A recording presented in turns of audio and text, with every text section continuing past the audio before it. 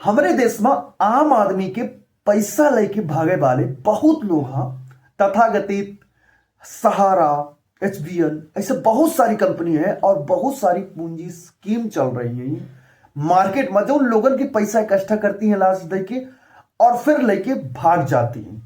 और ऐसा सब काहे संभव हो रहा है? काहे कि हमारे देश के कानून सख्त नहीं है, कानून के केहू के अंदर डर नहीं है, ऐसे ये सब कांड हो रहा।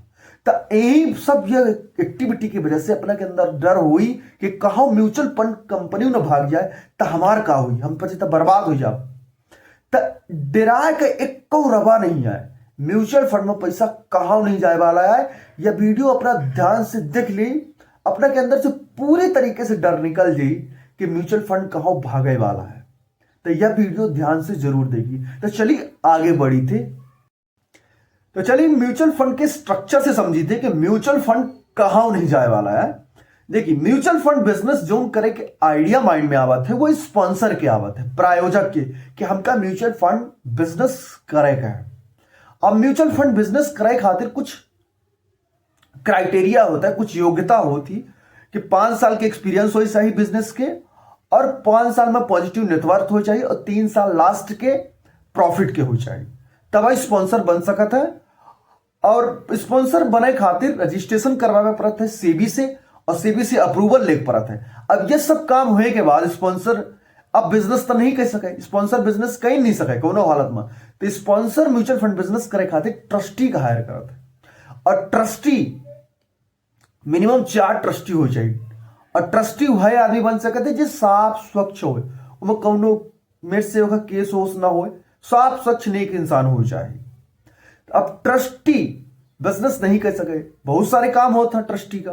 अब ट्रस्टी क्या करत है, एएमसी कंपनी यानी म्यूचुअल फंड कंपनी का हायर करत है, जो रोज के काम करे थी। एएमसी का कहा था एसेट मैनेजमेंट कंपनी, जो हम पास सबके पैसा लगाई थी म्यूचुअल फंड में, तो वह पैसा का मैनेज करे के काम एसेट मैनेजमेंट कंपनी के होता है, म्यूचुअल फंड के होता है।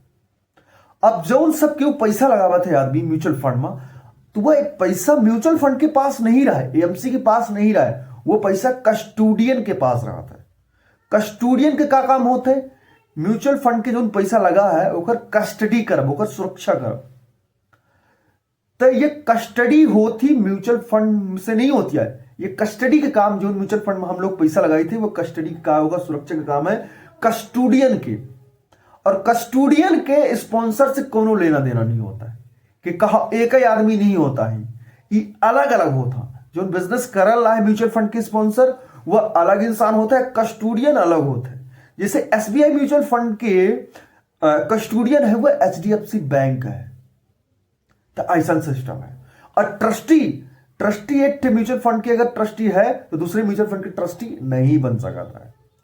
और ट्रस्टी म्यूचुअल फंड की एएमसी कंपनी के केयू एम्प्लॉय डायरेक्टर नहीं बन सकता, यानी सब अलग अलग है, केयू एक दूसरे से मिले नहीं है, तो भागे वाला कहो सवाल ही नहीं है।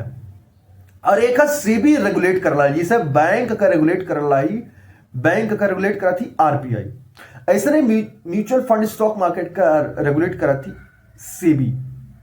और म्यूचुअल फंड के जितना कोनो इन्वेस्टमेंट ट्रांसपेरेंट नहीं है, अपना एक एक रुपया का हिसाब देख सकती थी कि अपना पैसा लगा कहां है, कितना प्रॉफिट चल रहा है, कितना नुकसान चल रहा है, पूरा ए टू जेड सब ट्रांसपेरेंट है, सब निष्पक्ष है, सब पारदर्शी है।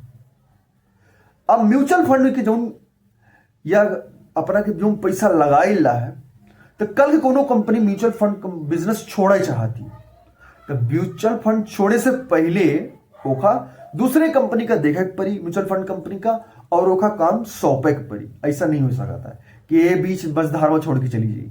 तो म्यूचुअल फंड जिसे रिलायंस करत रहा, तो रिलायंस म्यूचुअल फंड बिजनेस छोड़ के निपॉन इंडिया का दे दी।